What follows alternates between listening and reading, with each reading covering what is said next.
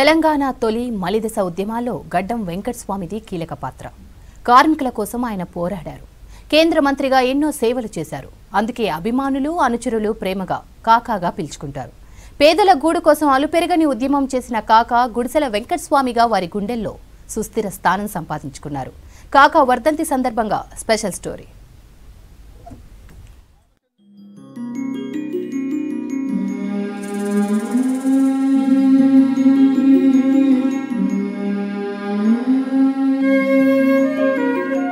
రాజకీయ కురువృద్ధుడు గడ్డం వెంకటస్వామి.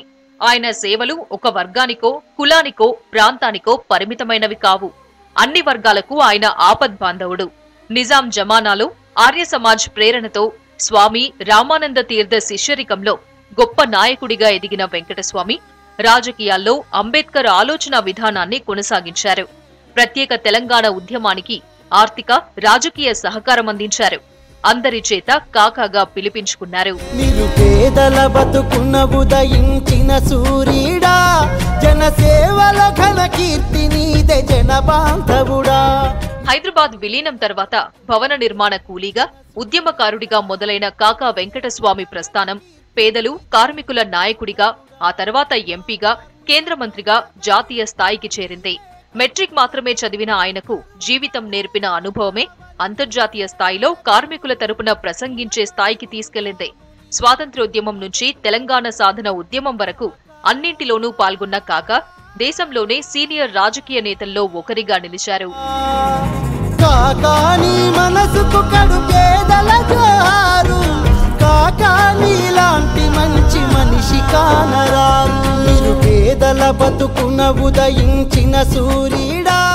అప్పట్లో హైదరాబాద్ లో బతకడానికి వచ్చిన పేదలు ఖాళీ జాగాల్లో గుడిసెలు వేసుకునేవారు.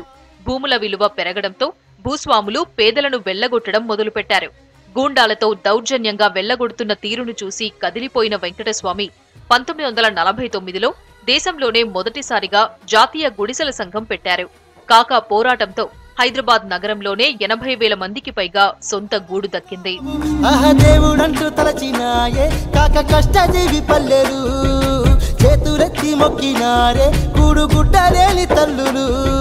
భవన నిర్మాణ కూలీలు, రిక్షా కార్మికుల సమస్యలపైన కాకా పోరాటం చేశారు. తర్వాత కంపెనీల్లో పనిచేస్తున్న కార్మికుల సమస్యలపై దృష్టి పెట్టారు.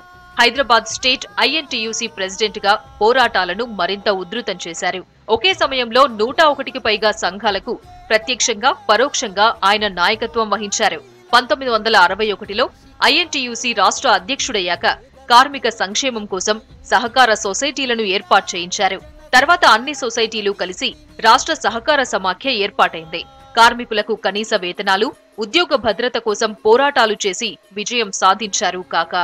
నూటికో కోటికో ఒక్కడు పుడతాడు నీలాంటి వాడు, బడుగు జీవులతో బాసటగా నిలిచి కన్నీళ్లు తుడిచేటోడు. నిన్ను గన్న తెలంగాణ దాసుకున్నది ఎదలోనా, యాది చేసుకుంటామయ్యా ఎన్ని తరాలు మారినా. విద్యార్థి దశ నుంచి పీడన, అణచివేత, ఆధిపత్యాన్ని ఎదురిస్తూ సాగిన కాకా భారత రాజకీయాల్లో తనదైన ముద్ర వేశారు. కార్మిక నేతగా, పీడిత జనపక్షపాతిగా చిరస్మరణీయుడు కాకా.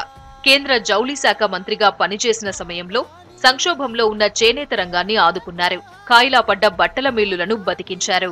ఆచార్య కొండా లక్ష్మణ్ బాపూజీ, ప్రగడ కోటయ్య లాంటి చేనేత నాయకులతో చర్చించి చేనేత కార్మికులకు మేలు చేసే నిర్ణయాలు తీసుకున్నారు. నిజానికి చేనేత రంగాన్ని బతికించాలన్న ఆలోచనతోనే PV కేబినెట్ లో గ్రామీణ అభివృద్ధి శాఖతో పాటు టెక్స్టైల్ శాఖ మంత్రిగాను బాధ్యతలు చేపట్టారు. 1993లో ఆయన టెక్స్టైల్స్ మంత్రిగా బాధ్యతలు తీసుకునే నాటికి ఈ రంగం క్లిష్ట పరిస్థితుల్లో ఉంది. కేంద్ర మంత్రిగా ఆయన అనేక సంస్కరణలు తెచ్చారు. చేనేత రంగ సంక్షేమ నిధి ఏర్పాటు చేశారు. కాకా చొరవతోనే టెక్స్టైల్ ఇండస్ట్రీ పరిస్థితి మారిపోయింది. 5 జాతీయ స్థాయి ట్రేడ్ యూనియన్లు టెక్స్టైల్ మిల్లుల యజమానులను పిలిచి త్రైపాక్షిక ఒప్పందంపై సంతకాలు చేయించారు. దేశవ్యాప్తంగా నష్టాల్లో ఉన్న 79 మిల్లులను ఒక్కతాటిపైకి తెచ్చి నేషనల్ టెక్స్టైల్ కార్పొరేషన్ ఏర్పాటు చేయడంలో కీ రోల్ ప్లే చేశారు. టెక్స్టైల్ పరిశ్రమలో ఆధునీకరణకు పెద్దపీట వేశారు. నిరుపేదల బతుకున్న ఉదయించిన సూర్యుడా, జనసేవల ఘన కీర్తి నీదే జనబాంధవుడా. చిన్నతనంలోనే తండ్రి మరణంతో కుటుంబ భారాన్ని మోయడానికి కాకా భవన నిర్మాణ కార్మికుడిగా పనిచేశారు. కార్మికుల బాధలు కల్లారా చూడడంతో తుదిశ్వాస వరకు కష్టజీవులు కార్మికుల పక్షాన నిలబడ్డారు. కార్మిక మంత్రిగా కేంద్రంలోనూ రాష్ట్రంలోనూ కార్మికుల అభివృద్ధి కోసం అనేక పథకాలు ప్రవేశపెట్టారు. పరిశ్రమల్లో పనిచేసే కార్మికులకు పెన్షన్ సదుపాయం తెచ్చింది కాకానే. ప్రైవేట్ రంగంలోని కార్మికులకు పెన్షన్ కల్పించడం ప్రపంచంలోనే మొదటిసారి. ఈ ఘనత కూడా కాకాదే. కేంద్ర కార్మిక మంత్రిగా ఉన్నప్పుడు సింగరేణి కార్మికుల కోసం పెన్షన్ పథకం ఏర్పాటు చేశారు. దాన్ని ఇతర గనుల్లో పనిచేసే కార్మికులకు అమలు చేయించారు. పేదల బతుకున ఉదయించిన సూర్యుడా, జనసేవలో ఘన కీర్తి నీదే జన బాంధవుడా. నష్టాల్లో ఉన్న ప్రభుత్వ రంగ సంస్థలను డిజిన్వెస్ట్మెంట్ పేరుతో తెగ నమ్ముతున్న రోజుల్లో వాటిని బతికించేందుకు కాకా ఎంతో ప్రయత్నించారు. ఎన్టీసీ మిల్లుల ఉత్పత్తులను అమ్మేందుకు దేశవ్యాప్తంగా షోరూంలను ఏర్పాటు చేయాలన్న ఆలోచన చేసింది కూడా కాకానే. ఆకర్షణీయమైన డిజైన్లు ఉంటే తప్ప మార్కెట్ చేయడం సాధ్యం కాదని గుర్తించి national institute of fashion technology సంస్థల విస్తరణకు చర్యలు తీసుకున్నారు. కాకా వల్లే హైదరాబాద్ లో నిఫ్ట్ ఏర్పాటైంది. సముద్రం పాలవుతున్న ప్రాణహిత జలాలతో తెలంగాణకు సాగునీటి భద్రత కల్పించవచ్చని కాకా ప్రతిపాదన చేశారు. సాగునీటి ఇంజనీరింగ్ నిపుణులతో లోతైన చర్చలు జరిపారు.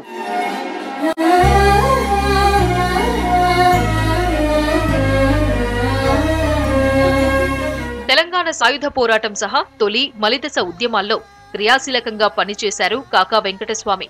ఒక్కరితోనే తెలంగాణ వచ్చిందని అనుకుంటున్న ఈ రోజుల్లో 6 దశాబ్దాల పాటు అలుపెరుగని పోరాటం చేసిన నిప్పు కణిక గడ్డం వెంకటస్వామి. ఒక సందర్భంలో విద్యార్థులకు అండగా ముషీరాబాద్ జైలు ముందు జరిగిన సమరంలో బుల్లెట్ దెబ్బలకు ఎదురు నిలిచి ప్రాణం పణంగా పెట్టి తెలంగాణ కోసం రక్తం చిందించిన నిజమైన ఉద్యమకారుడు ఆయన. తెలంగాణ ప్రజాసమితి ఎంపీగా ఎన్నికై జాతీయ స్థాయిలో తెలంగాణ వాణిని వినిపించారు. దళిత సామాజిక వర్గంలో పుట్టిన ధైర్యంగా ముందుకు వెళ్లారు. కాంగ్రెస్ పార్టీలో ఇందిరా, రాజీవ్ గాంధీ లాంటి వారికి అత్యంత సన్నిహితంగా మెలిగి దేశ రాజకీయాల్లో తనదైన ముద్ర వేశారు కాకా.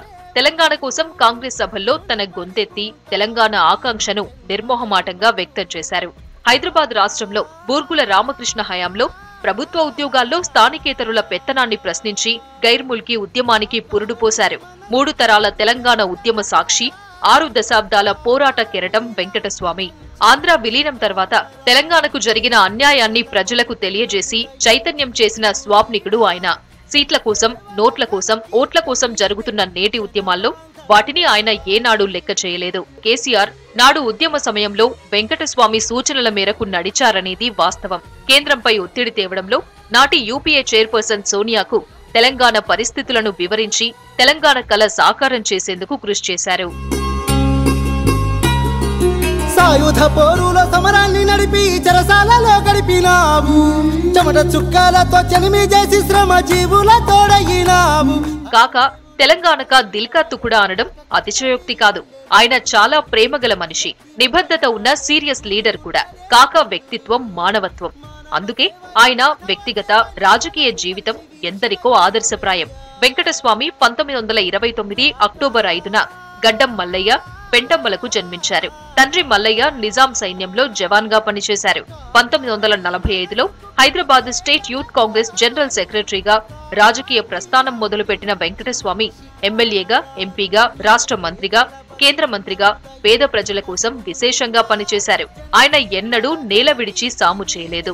ప్రత్యేక తెలంగాణ రాష్ట్రం కోసం సాగిన తొలి మలిదశల ఉద్యమాల్లో కాకా పాత్రను విస్మరించలేదు. స్థిరమైన రాజకీయాలకు, నమ్మిన సిద్ధాంతానికి భిన్నంగా ఆయన ఎన్నడూ వ్యవహరించలేదు. నిత్యం పేదోడి కోసం, వారి హక్కుల కోసం తప్పించారు. ఆయన ఎంత ఎదిగినా ఒదిగే ఉన్నారు. సామాన్యులు సైతం ఎవరి ప్రమేయం లేకుండా ఆయనను నేరుగా కలుసుకునేవారు. ఎన్నికల్లో గెలిచినా, ఓడినా, రాష్ట్ర, కేంద్ర మంత్రిగా పనిచేసినా సామాన్యుడిలా నిత్యం జనానికి అందుబాటులో ఉన్నారు. నూటికో కోటికో ఒక్కడు పుడతాడు నీలాంటి వాడు, బడుగు జీవులతో బాసటగా నిలిచి కన్నీళ్లు దుడిచేటోడు. ఆహా నిన్ను కన్న తెలంగాణ దాసుకున్నది ఎదలోనా, యాది చేసుకుంటామయ్యా ఎన్ని తరాలు మారినా. ఉమ్మడి ఆంధ్రప్రదేశ్ ఏర్పాటు చేసిన తర్వాత 1957లో మొదటిసారి సిర్పూర్ నుంచి అసెంబ్లీకి ఎన్నికయ్యారు కాకా.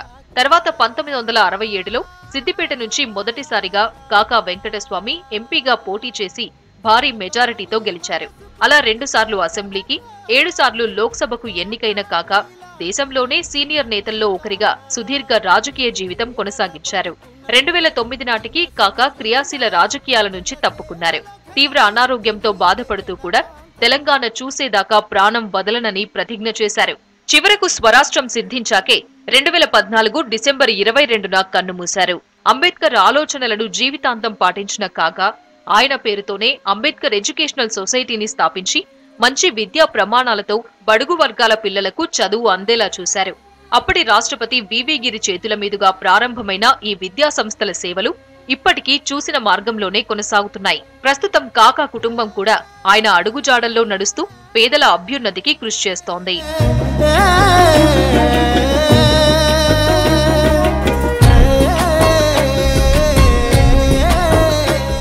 6 దశాబ్దాల బహుజన ఆణిముత్యం, పోరాటాల నిప్పు కణిక గడ్డం వెంకటస్వామి 21 ఏళ్ల చిన్న వయసులోనే దేశ స్వాతంత్ర ఉద్యమంలో జైలుకెళ్లిన వ్యక్తి ఆయన. దళితులు, బడుగు వర్గాల్లో చైతన్యం కోసం వారి భవిష్యత్తును బలోపేతం చేయడానికి తనవంతు కృషి చేసిన కాకా నికార్సైన బహుజన నాయకుడు. పేద కుటుంబంలో జన్మించి ఎన్నో కష్ట నష్టాలను చవిచూసి ఆత్మగౌరవపు శిఖరంగా నిలువెత్తు నిలిచిన బహుముఖ ప్రజ్ఞాశాలి. బడుగులు, దళితులకే కాక దేశం మొత్తం కార్మిక లోకానికి నాయకత్వం వహించారు. ఉమ్మడి ఆంధ్రప్రదేశ్ కాంగ్రెస్ అధ్యక్షుడిగా, కాంగ్రెస్ పార్టీ అత్యున్నత మండలి సిడబ్ల్యూసీ సభ్యుడిగా కాకా సుదీర్ఘకాలం సేవలందించారు. కేంద్ర రాష్ట్ర ప్రభుత్వాల్లో మంత్రిగా విశేష సేవలందించారు. ఆయన మంత్రిగా ఉన్నప్పుడు తెచ్చిన సంస్కరణల ఫలాలను ఇప్పటి తరాలు అనుభవిస్తున్నాయి. తెలంగాణ ప్రత్యేక రాష్ట్రమే తన ఆశ శ్వాసగా పరితపించిన వ్యక్తి కాకా వెంకటస్వామి. కాకా తర్వాత ఆయన చిన్న కొడుకు గడ్డం వివేక్ వెంకటస్వామి తండ్రి అడుగుజాడల్లో నడుస్తున్నారు. కాకా జీవిత చరిత్రను ప్రముఖ రచయిత పి. చందు మేరా సఫర్లో చక్కగా వివరించారు.